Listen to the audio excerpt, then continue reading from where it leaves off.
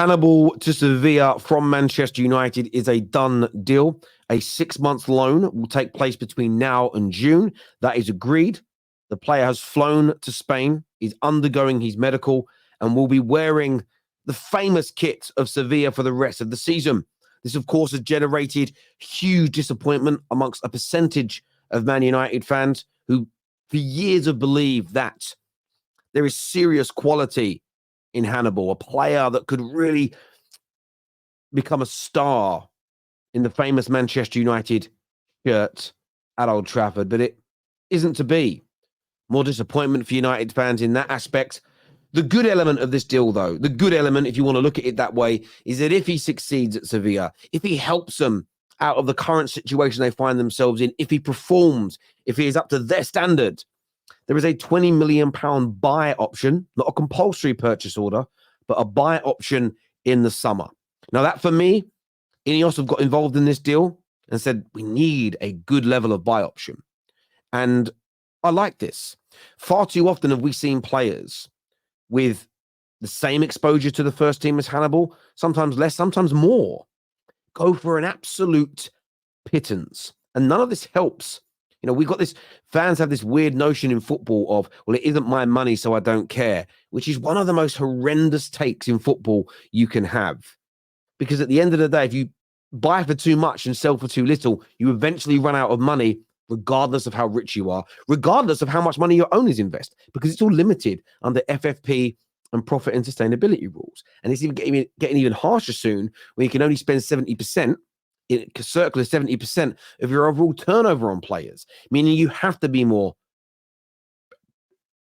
frugal at times. You have to be a little thrifty. You have to be a little bit smarter with these deals. So I'm happy there's a buyout option. I'm disappointed it hasn't worked with Hannibal. Let me know what you think. By the way, hit the like button, subscribe, turn on bell notifications. Now, with a lot of exits going out of Man United, there is a name that keeps emerging from fans, and there are some stories circulating regarding this in relation to potential incomings. And that, the one that I keep hearing, and the one that I really want, is that of, in my opinion, in my personal opinion, the most arguably the most underrated world-class superstar in European football history, and that is Karim Benzema, who is currently unhappy with football in Saudi. Reports suggest that Man United are eyeing a 6-month loan deal to bring him in. Now, for me, this has got to happen. It's got to happen. We have got to try to get him. Of course, he can still perform. Working with Rasmus Højlund is going to be invaluable, priceless for that young man to learn off one of the greats of European football. He'll score goals for us. He'll make us a better team in the short term. And who knows, at the end of the year, if he's done well and it's seen that he's still got some energy left in those legs, you could do a short-term deal to keep him at the club, which would then give us that experienced striker to work alongside Rasmus for another year. Now, that's all potential. This is something Man United should be looking at. This is the deal that should be being worked on right now. I understand not investing huge money into players this month until the plan of action under Ineos is formalized, until the football director is here, until the sporting director is here, until we decide what to do with the manager.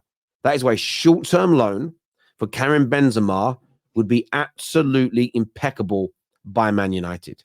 Now, we're not the only club that are looking at him. Arsenal are linked with him. Arsenal fans are clamoring for him, and of course they are. He's a star.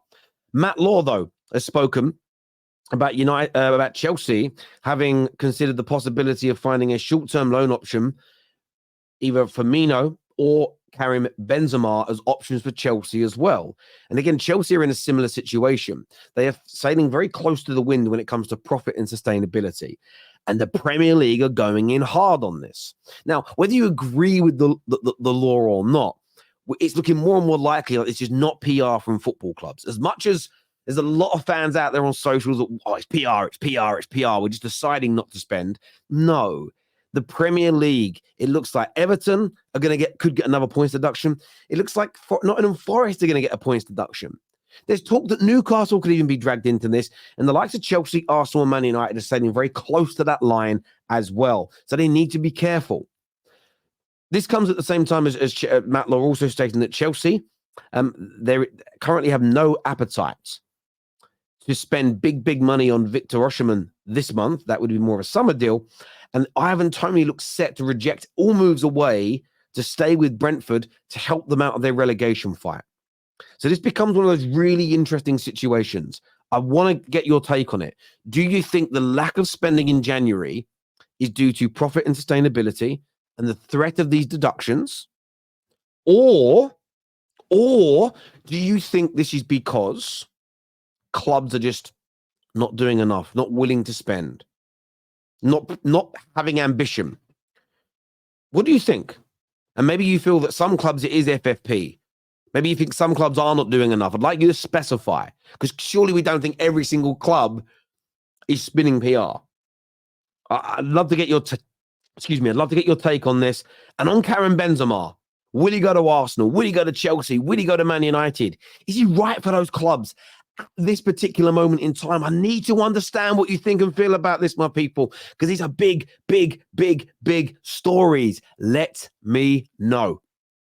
Now, staying with Arsenal, there was talk last week of Joshua Zirkzee. Very intriguing, exciting, talented player. Now, Arsenal fans got a little excited last week. Could this still happen? The stories and the updates coming out of this moment in time are not good if you want him right now. Story here in the Evening Standard claims that Arsenal will not be able to activate Joshua Zirkzee's release clause this month. It has been claimed that the Gunners are interested in the striker, who's valued at around 40 million.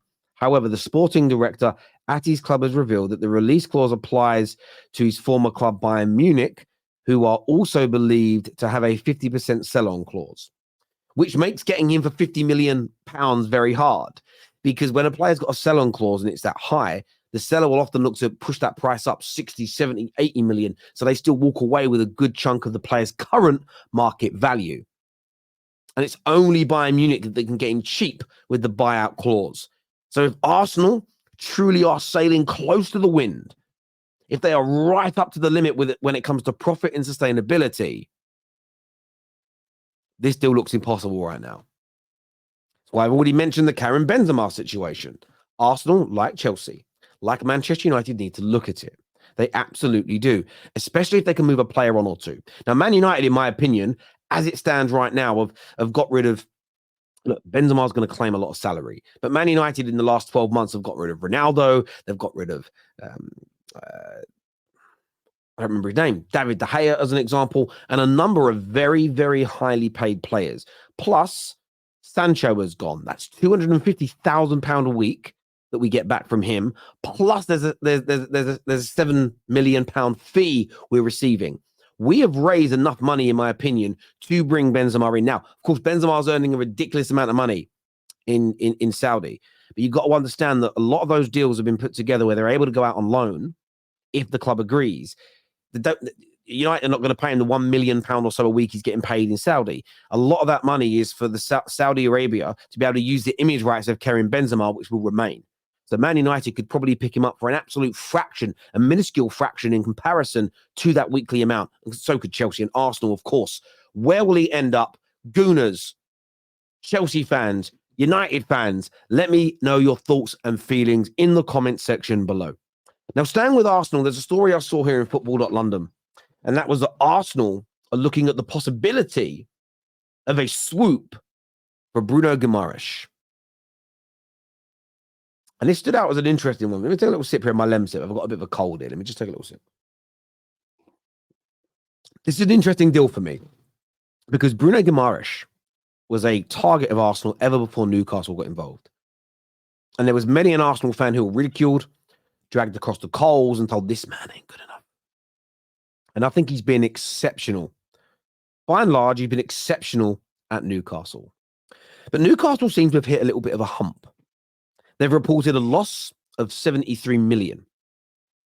There is talk that they could be dragged into profit and sustainability issues and have point deductions if they're not careful. There's talk that because Newcastle can't grow as quickly as Chelsea and City did when they got their billionaire owners, because FFP and profit and sustainability exists now. It didn't when those two clubs began. So in their opening, Chelsea had nearly a decade of it. City had 4 to 5 years of it where their owners could invest as much money as they wanted into players and salary. They could pump as much money as they wanted into the club. That's now limited. There are also rules that are being brought in that are going to cap sponsorship deals based on market value. If you've got a fan base, and we're going to just make the numbers up here for a hypothetical, if you've got a fan base of 10 million people, and there's a competitor of yours, another club who has a global fan base of 200 million, it doesn't stand to reason that you get a shirt sponsor that is twice as much, 3 times as much, 4 times as much, 5 times as much the value. Doesn't make sense, especially from a lot of the time companies who barely turn over any money, barely have customers, and we have no idea what they do. So they don't even have the money to pay that in the first place. These are things that the Premier League are bringing in to ensure that the sponsorship deals are real, clubs are growing organically, and there is sustainability in these clubs should these owners leave. And that is very, very key indeed, protecting the long-standing nature of these clubs. Just go and look at what's happening at Reading right now with their ownership, who are very wealthy, that are almost putting them out of business. These things need to exist to protect football. So if Newcastle win this position, there is talk that Arsenal could now come in and take Bruno Guimaraes. And again, this is just one of those stories that I look at and I read, and there's some credibility to it. There's some truth to it. Arsenal could, but they're not doing it this month. They're not doing it this month.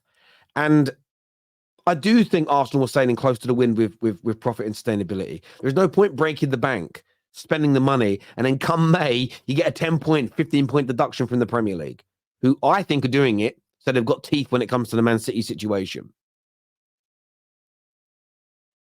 Gooners, though, let me know what you think. Benzema on loan, is that all it's going to be this month? Why do you think your club is not spending? I want to understand in the comment section. What is your rationale? What is your reason behind them not doing it? I'd love to know. Until next time, my people, you know how much I respect you, you know how much I love you all very, very much. Take care, goodbye, God bless, and I'll see you all again soon. Peace!